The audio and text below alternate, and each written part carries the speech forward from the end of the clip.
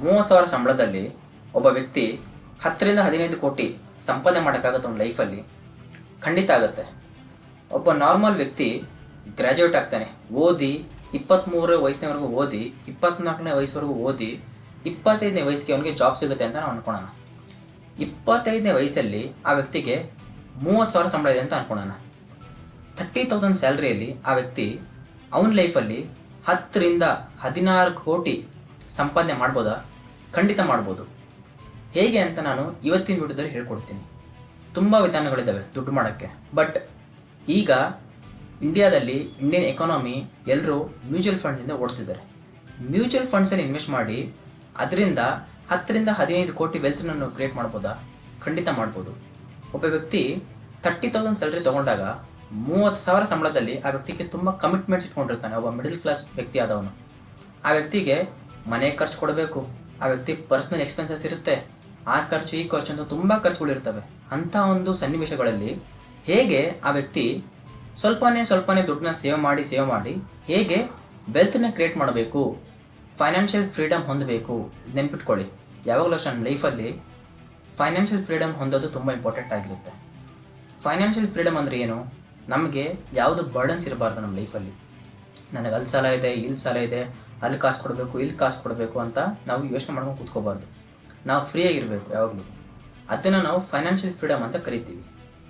ಅದನ್ನು ನಾವು ಹೇಗೆ ನಮ್ಮ ಲೈಫಲ್ಲಿ ಹೊಂದಬೇಕು ಅಂತ ನಾನು ಈ ವಿಡಿಯೋದಲ್ಲಿ ಹೇಳ್ಕೊಡ್ತೀನಿ. ತುಂಬ ಇಂಪಾರ್ಟೆಂಟ್ ವಿಡಿಯೋ, ಎಷ್ಟೋ ಜನಕ್ಕೆ ಯೂಸ್ ಆಗುತ್ತೆ. ನೀವು ಯಾರ್ಯಾರು ಈ ವಿಡಿಯೋ ನೋಡ್ತಿದ್ದೀರಾ, ಯಾರ್ಯಾರಿಗೆ 30,000 ಸಂಬಳ ಇದೆ, ಅದಕ್ಕಿಂತ ಜಾಸ್ತಿ ಇದೆ, ಅವರು ಈ ವಿಡಿಯೋನ ನೋಡಿ.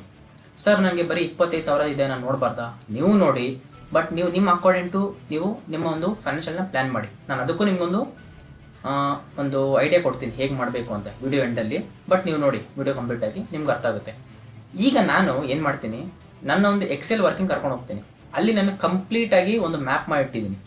ಹೇಗೆ ನೀವು ಸ್ಟಾರ್ಟ್ ಮಾಡಬೇಕು, ನಿಮ್ದೆಲ್ಲ ಒಬ್ಬ ವ್ಯಕ್ತಿಗೆ ಏನೇನು ಖರ್ಚಿರ್ತದೆ ಅದೆಲ್ಲ ಹಾಕಿದ್ದೀನಿ.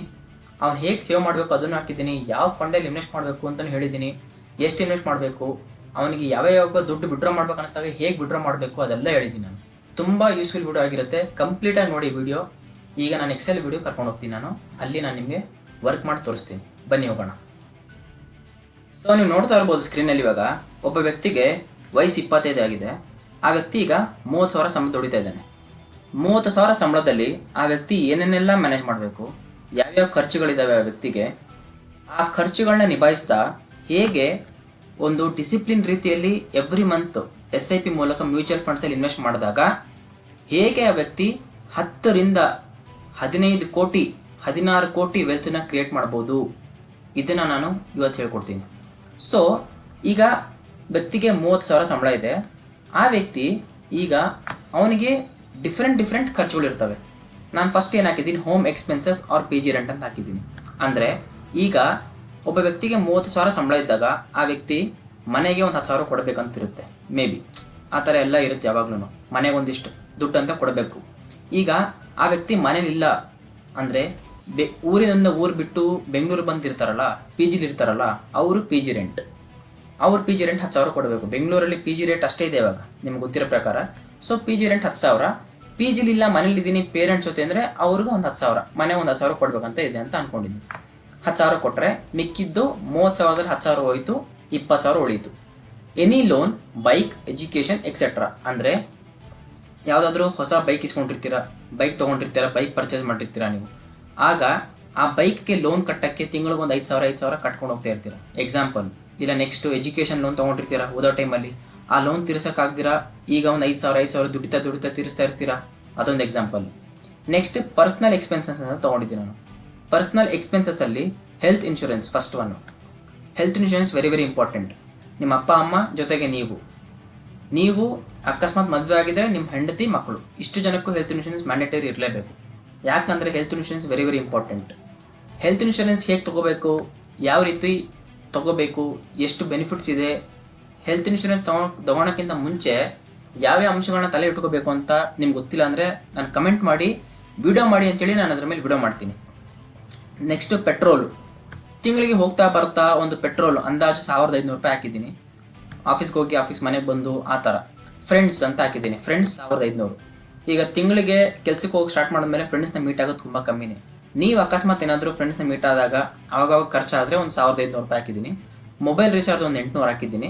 800 ಆಗ್ಬೋದು, 1000 ಆಗ್ಬೋದು, 500 ಆಗ್ಬೋದು, 600 ಆಗ್ಬೋದು, ನಿಮ್ಮ ಮೇಲೆ ಡಿಪೆಂಡು. Current bill 200. ಇವಾಗ ಗೃಹ ಜ್ಯೋತಿ ಸ್ಕೀಮ್ ಇರೋದ್ರಿಂದ ಕರೆಂಟ್ ಬಿಲ್ 0 ಬರ್ತಿದೆ. ಬಟ್ ನೀವೇನಾದರೂ ಜಾಸ್ತಿ ಉಳಿಸಿದ್ರೆ ಮತ್ತೆ ಅಗೇನ್ ಅದು 200 ಬರುತ್ತೆ. 200ವರೆಗೂ ನಾನು ತೊಗೊಂಡಿದ್ದೀನಿ ಮ್ಯಾಕ್ಸಿಮಮ್. ವೈಫೈ ಬಿಲ್ಲು 1000 ರೂಪಾಯಿ ತೊಗೊಂಡಿದ್ದೀನಿ. ಈಗ ಏನಾಗಿದೆ, ಎಲ್ಲರೂ ಮೊಬೈಲ್ ಡೇಟಾ ಇದ್ರೂ ಎಲ್ಲರೂ ಅವ್ರ ಮನೇಲಿ ವೈಫೈ ಹಾಕ್ಸ್ಕೊತಾ ಇದ್ದಾರೆ. ಸೊ ಅದೊಂದು 1000 ರೂಪಾಯಿ ಹಾಕಿದ್ದೀನಿ ನಾನು. ಅನ್ಎಕ್ಸ್ಪೆಕ್ಟೆಡ್ ಎಕ್ಸ್ಪೆನ್ಸಸ್ ಅಂದರೆ ಈಗ ನೀವೇನೋ ಆಚೆ ಹೋಗಿರ್ತೀರಾ, ನಿಮ್ಮ ಪೇರೆಂಟ್ಸ್ ಫೋನ್ ಮಾಡಿ ಅದು ತೊಗೊಂಬ ಇದು ತೊಗೊಂಬ ಅಂತ ಇಟ್ಟಿರ್ತಾರೆ. ಸೊ ಮನೆಗೆ ಬಂದು ದುಡ್ಡು ಕೇಳೋಕ್ಕಾಗಲ್ಲ. ಸೊ ನಿಮ್ಮ ದುಡ್ಡಿನ ತೊಗೊಂಬಂದಿರ್ತೀರ, ಅದೊಂದು 1000 ರೂಪಾಯಿ ಅಂತ ಹಾಕಿದ್ದೀನಿ. ಸೊ ಈ ರೀತಿ ಎಲ್ಲ ಎಕ್ಸ್ಪೆನ್ಸ್ಗಳನ್ನ ನಾನು ತೊಗೊಂಡು ಆ್ಯಡ್ ಮಾಡಿದಾಗ 22,500 ಆಗಿದೆ. ಇದು ನಾನು ನಾರ್ಮಲ್ ಆಗಿ ಒಬ್ಬ ಮಿಡಲ್ ಕ್ಲಾಸ್ ವ್ಯಕ್ತಿ ಏನೇನೆಲ್ಲ ಖರ್ಚುಗಳನ್ನ ಹೊಂದುತ್ತಾನೆ, ಏನೇನೆಲ್ಲ ಅವನಿಗೆ ಜವಾಬ್ದಾರಿಗಳು ಇರ್ತವೆ ಅದನ್ನು ತಲೆಯಲ್ಲಿಟ್ಕೊಂಡು ನಾನು ಹಾಕಿದ್ದೀನಿ. ಎಷ್ಟೋ ಜನಕ್ಕೆ ಹೆಲ್ತ್ ಇನ್ಶೂರೆನ್ಸ್ ಇರೋದೇ ಇಲ್ಲ. ಇವಾಗ ಹಂಗೆ ನೋಡೋಕೆ ಹೋದರೆ ಹೆಲ್ತ್ ಇನ್ಶೂರೆನ್ಸ್ ತೊಗೊಂಡೇ ಇರಲ್ಲ. ಎಷ್ಟೋ ಜನ ಲೋನ್ ಕಟ್ತಾನೆ ಇರಲ್ಲ. ಎಷ್ಟೋ ಜನಕ್ಕೆ ಮನೆಗೆ ಕೊಡಬೇಕು ಅಂತಲೂ ಇರಲ್ಲ. ಅವರು ಹಂಗೆ ನೋಡಿದ್ರೆ ಎಷ್ಟು ದುಡ್ಡನ್ನ ಸೇವ್ ಮಾಡ್ಬೋದು, ಎಷ್ಟು ದುಡ್ಡನ್ನ ಇನ್ವೆಸ್ಟ್ ಮಾಡ್ಬೋದು. ಬಟ್ ನಾನಿಲ್ಲಿ ತೊಗೊಂಡಿರೋ ಎಕ್ಸಾಂಪಲ್ಲು ಎಲ್ಲನೂ ಜವಾಬ್ದಾರಿಗಳನ್ನ ಎತ್ಕೊಂಡು ಸ್ವಲ್ಪ ಸ್ವಲ್ಪ ದುಡ್ಡನ್ನ ಸೇವ್ ಮಾಡ್ತಾ ಹೇಗೆ ಆ ವ್ಯಕ್ತಿ ವೆಲ್ತ್ನ ಕ್ರಿಯೇಟ್ ಮಾಡ್ಬೋದು ಅಂತ ಹೇಳ್ಕೊಡ್ತಾ ಇದ್ದೀನಿ. ಸೊ ಎಷ್ಟು ಉಳಿತು ಈಗ? 22,000 ಉಳೀತು. ಈಗ 30,000ದಲ್ಲಿ 22,500 ಹೋಯಿತು. ಮಿಕ್ಕಿದ್ದು 7,500 ಉಳಿದಿದೆ. ಈಗ 7,500ದಲ್ಲಿ ಹೇಗೆ SIP ಸ್ಟಾರ್ಟ್ ಮಾಡ್ಬೇಕಂತ ಹೇಳ್ತೀನಿ, ಕೇಳಿಸ್ಕೊಳ್ಳಿ. ಈಗ 3 SIP ಸ್ಟಾರ್ಟ್ ಮಾಡ್ಬೇಕು ನೀವು 3 SIP ಸ್ಟಾರ್ಟ್ ಮಾಡೋಂಗೆ. ಇದು ನಾನು ಯಾವುದೇ ರೀತಿ ರೆಕಮೆಂಡೇಶನ್ ಅಲ್ಲ, ಇವಾಗಲೇ ಹೇಳ್ತಾ ಇದ್ದೀನಿ. ನೀವು ಇದನ್ನೇ SIP ಚೂಸ್ ಮಾಡಿ ನೀವು ನಿಫ್ಟಿ 50ಲೇ ಹಾಕಬೇಕು, ಇದೇ ಫಂಡಲ್ಲಿ ಹಾಕಬೇಕು ಅಂತ ನಾನು ಹೇಳ್ತಾ ಇಲ್ಲ. ನನಗೆ ಒಂದು ನಾರ್ಮಲ್ ಆಗಿ ಹುಡುಕಿದಾಗ ಸಿಕ್ಕಿರುವಂಥ ಒಂದು ಫಂಡ್ಗಳನ್ನ ನಾನು ತೊಗೊಂಡಿಲ್ಲಿ ಹಾಕಿದ್ದೀನಿ ಅಷ್ಟೇ. So SIP 1 Nifty 50 index fund. ಅಂದರೆ ನಿಫ್ಟಿ 50 ಅಂದರೆ ಏನು ಅಂದರೆ ನಮ್ಮ ದೇಶದ ಟಾಪ್ 50 ಕಂಪ್ನಿಗಳನ್ನ ನಾವು ನಿಫ್ಟಿ 50 ಅಂತ ಕರಿತೀವಿ. ಆ ಒಂದು ಕಂಪ್ನಿಗಳಲ್ಲಿ ಇನ್ವೆಸ್ಟ್ ಮಾಡಿದಾಗ ನಿಮ್ಮ ಒಂದು ದುಡ್ಡು ಒಳ್ಳೆ ರಿಟರ್ನ್ಸ್ನ ಕೊಡುತ್ತೆ. ಯಾಕಂದರೆ ಒಳ್ಳೊಳ್ಳೆ ಕಂಪ್ನಿಗಳಲ್ಲಿ ನಿಮ್ಮ ದುಡ್ಡು ಸರ್ಕ್ಯುಲೇಟ್ ಆಗ್ತಾ ಇರುತ್ತೆ.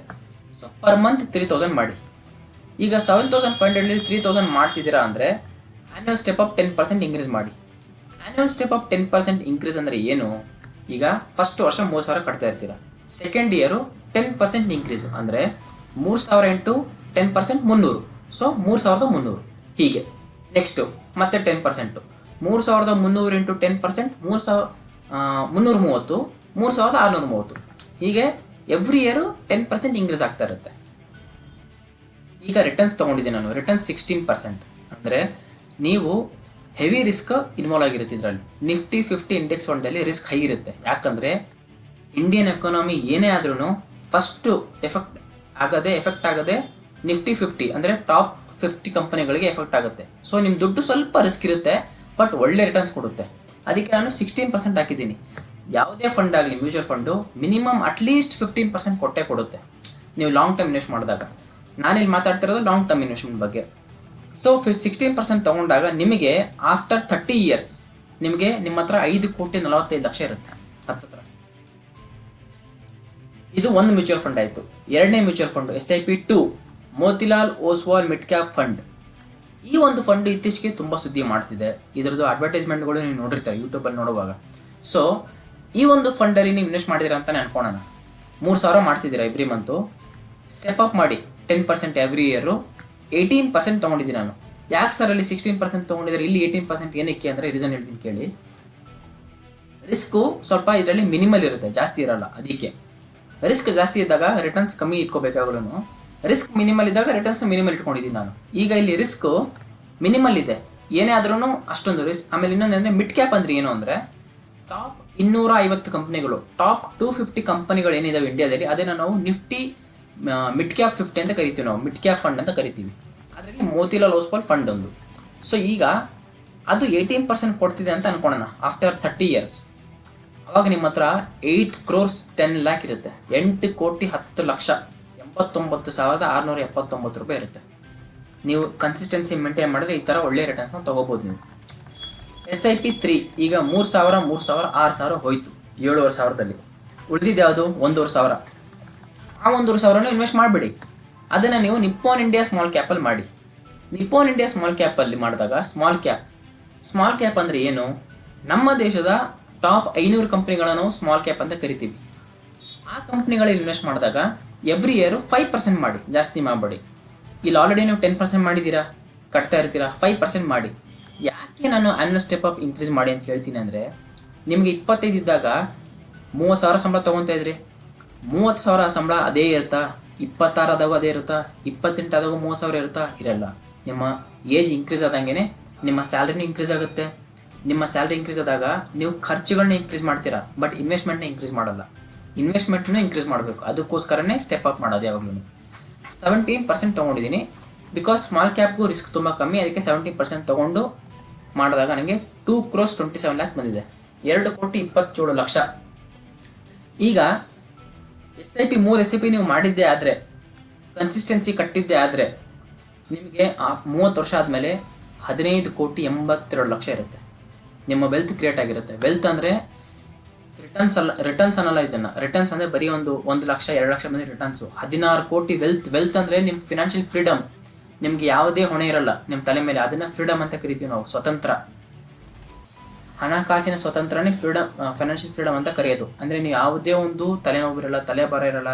ನೀವೆಲ್ಲ 16 ಕೋಟಿಯಿಂದ ನೀವು ಏನು ಬೇಕಾದ್ರೂ ಮಾಡ್ಬೋದು ಆ ಏಜಲ್ಲಿ. ಸೊ 16 ಕೋಟಿ ವೆಲ್ತ್ ಕ್ರಿಯೇಟ್ ಆಗುತ್ತೆ. ಇದನ್ನು ನಾವು ಕನ್ಸಿಸ್ಟೆನ್ಸಿ ಅಂತ ಕರಿತೀವಿ. ಈಗ ಎಷ್ಟೋ ಜನಕ್ಕೆ ಡೌಟ್ ಇರುತ್ತೆ.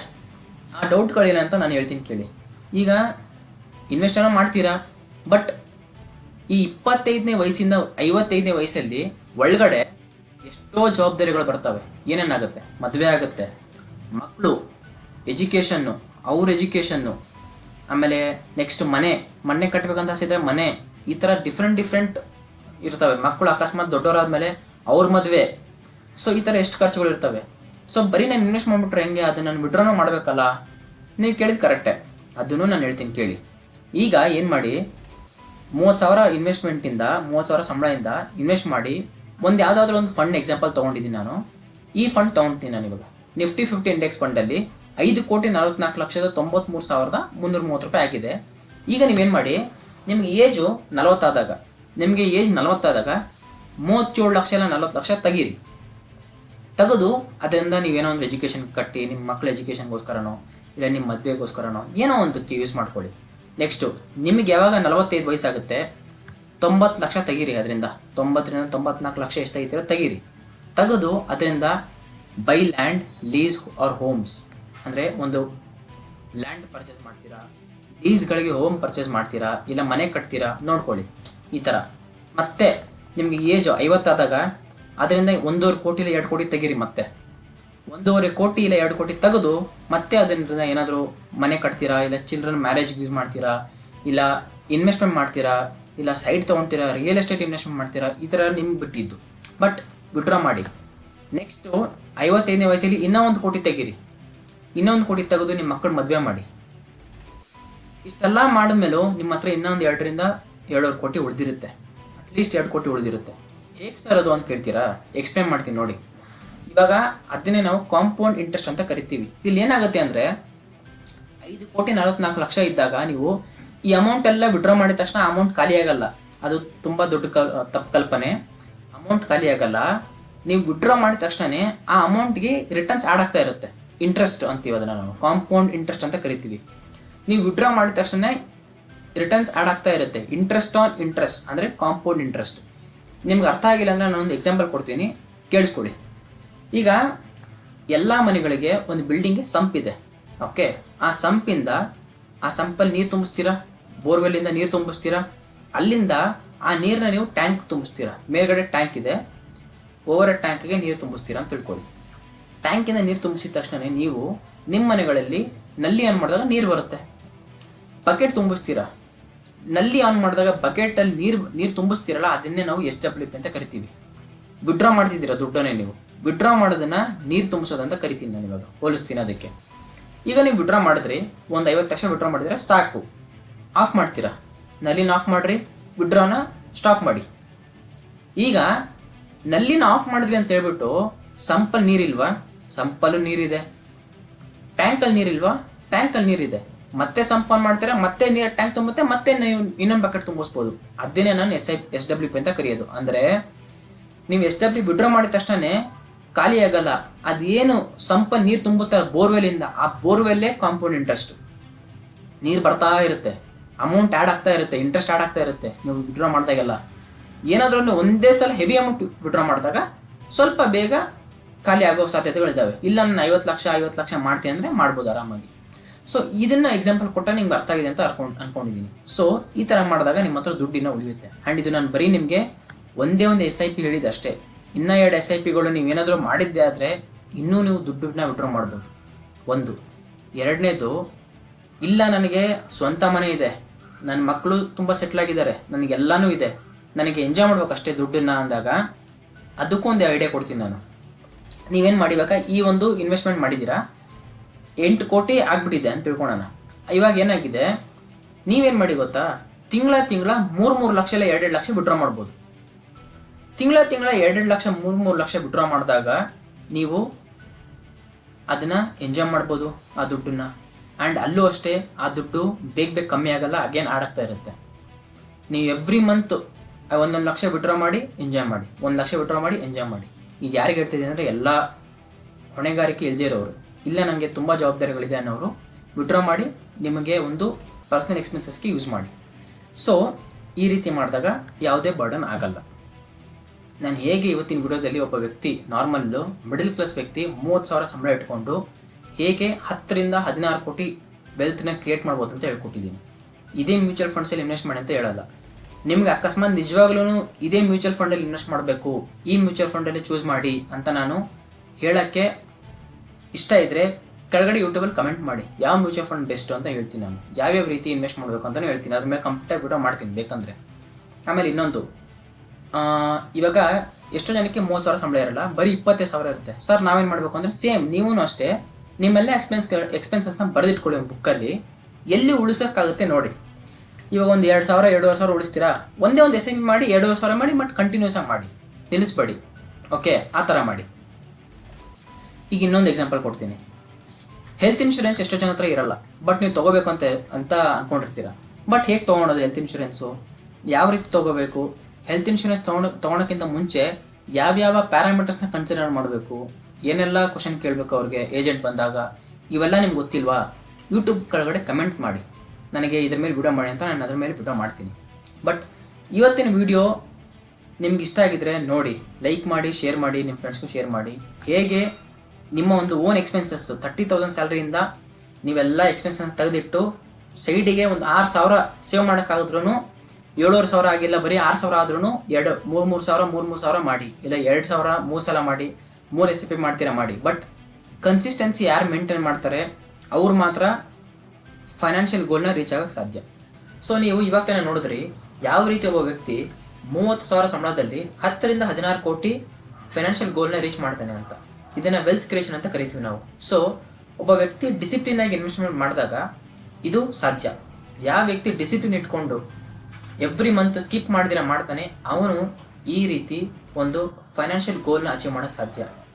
ಈ ರೀತಿ ಯೂಸ್ಫುಲ್ ಇನ್ಫಾರ್ಮೇಷನ್ಗೆ ಸಬ್ಸ್ಕ್ರೈಬ್ ಮಾಡ್ಕೊಳ್ಳಿ, ಲೈಕ್ ಮಾಡಿ ವಿಡಿಯೋನ. ಆ್ಯಂಡ್ ಯಾವ ಟಾಪಿಕ್ ಮೇಲೆ ನಾನು ವಿಡಿಯೋ ಮಾಡಬೇಕು ಅಂತ ಕೆಳಗಡೆ ಕಮೆಂಟ್ ಹಾಕಿ ಯೂಟ್ಯೂಬ್ ಕಮೆಂಟ್ಸಲ್ಲಿ. ನಾನು ಕಮೆಂಟ್ನ ಓದ್ತೀನಿ, ಅದ್ರ ಮೇಲೆ ವಿಡಿಯೋ ಮಾಡ್ತೀನಿ. Thank you.